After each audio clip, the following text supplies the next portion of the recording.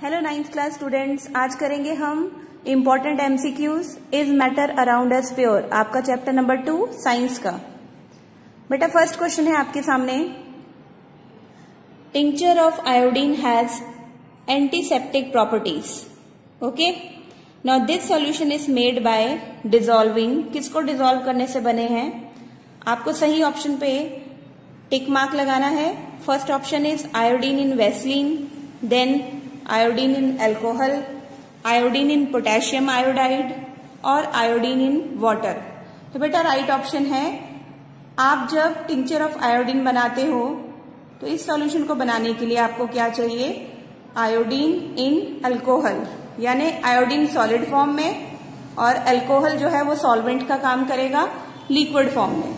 Okay, तो आपके पास तैयार हो जाएगा tincture of iodine. Now in question number 2, which of the following are homogeneous in nature, यानी आपको यहां पर बताना है किसका नेचर होमोजीनियस है। तो फर्स्ट ऑप्शन है आपकी ice, then wood, soil and air. तो ए ऑप्शन में फर्स्ट एंड थर्ड यानी आइस एंड सॉइल, तो क्या ये ऑप्शन सही है? सॉइल होमोजीनियस मिक्सचर हो सकता है, आप खुद ही सोचिए। B option wood and air, तो वुड तो नहीं है बच्चे। देन सी ऑप्शन में देखते हैं, ice and air. This option is right. Okay, ice and air is the homogeneous mixtures. Okay, तो हम किस ऑप्शन पे टिक लगाएंगे? आइस एंड एयर, यानी C option first and fourth.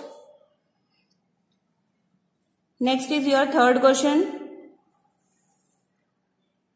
Third question में बेटा हम देखेंगे, आपको दे रखा है a mixture of sulphur and carbon disulphide.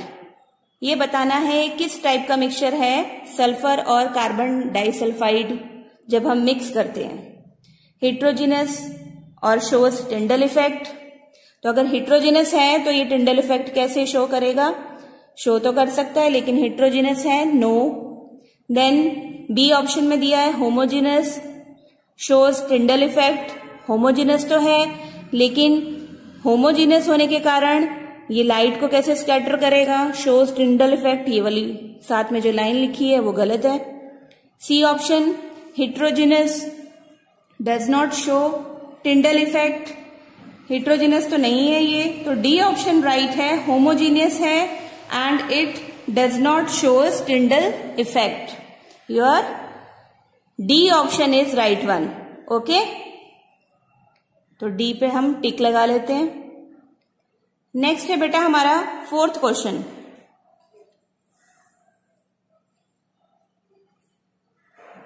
तो आइए देखते हैं फोर्थ क्वेश्चन में क्या है।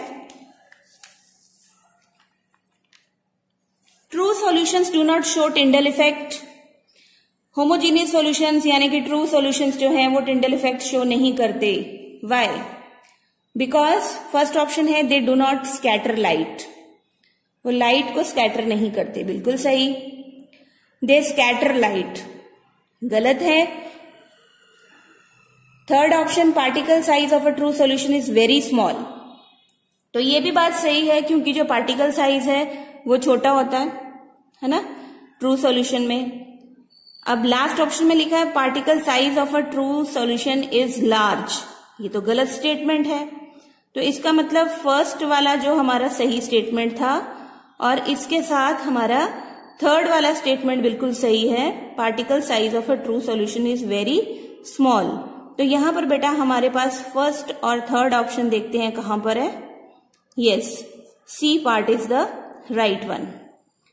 ओके, बहुत साइज छोटा होने के कारण पार्टिकल्स का ट्रू सॉल्यूशन जो है it do not show Tyndall effect.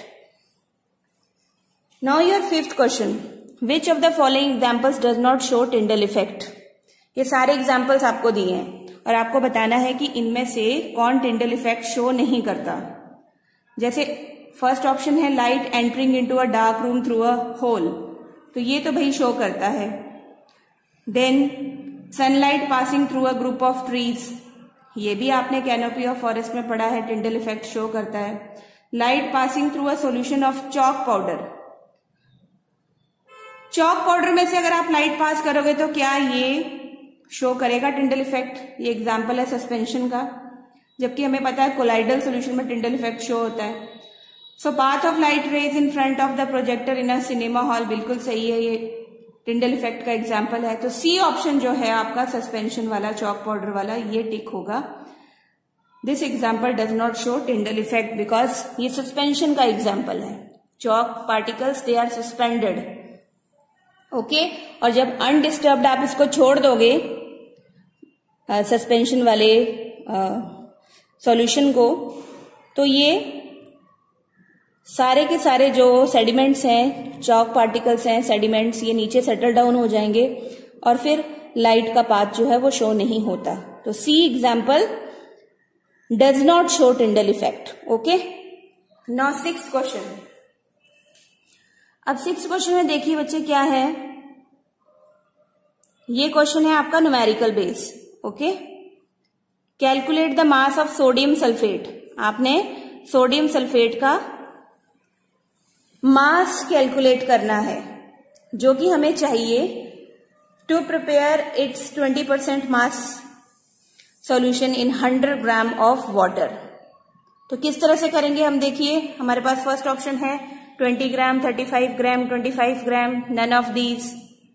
तो इसके लिए हम फॉर्मूला लगाएंगे यहां पे, मैं सॉल्व करके बताती हूं आपको। थोड़ा सा इसको ऊपर कर लेते हैं, स्पेस नहीं है। यस, यहां पे हमने मास मान लिया सोडियम सल्फेट का, कितना है x, ओके, x पोज कर लिया। अब 20% आपको दे रखा है, ठीक है। तो फॉर्मूला लगेगा x अपॉन x प्लस 100, आपने ये फॉर्मूला पढ़ा हुआ है, इंटू 100, ओके। देन जब आप इसको सॉल्व करोगे आपके पास आ जाएगा 20x is equal to 20x plus 2000 is equal to 100x। 80x is equal to, minus करोगे, ठीक है, 80x इज इक्वल टू 2000, क्योंकि हमने 100x में से 20x को माइनस कर दिया है। देन x की वैल्यू निकालोगे आप 200 अपॉन 80,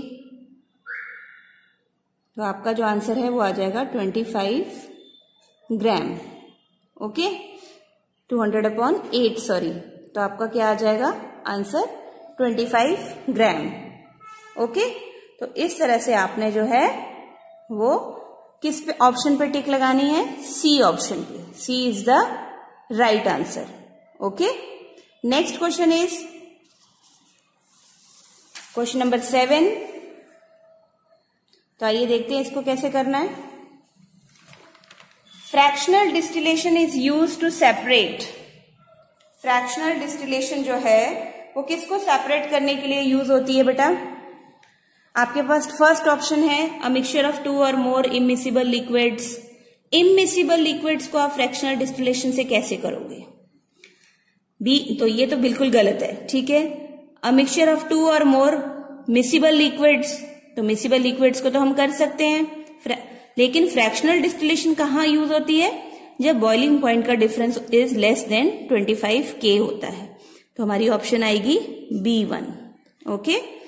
बोथ A और B भी नहीं होगा, B option is the right answer. Now next question number 8, suggest separation technique one would need to employ to separate mixture of mercury and water. तो बेटा mercury और water को हम करते हैं सेपरेटिंग फनल से, okay. Then the mixture of acetone and salt solution in water can be separated by, किससे? Evaporation से, डिस्टिलेशन से या फिल्ट्रेशन से। तो मिक्सचर ऑफ एसीटोन और सॉल्ट है, तो एसीटोन जो है वो पहले वेपराइज हो जाता है जल्दी और फिर कंडेंस होकर हमें मिल जाता है, तो इसलिए हम प्रोसेस कौन सा यूज करेंगे इसमें? Distillation, okay.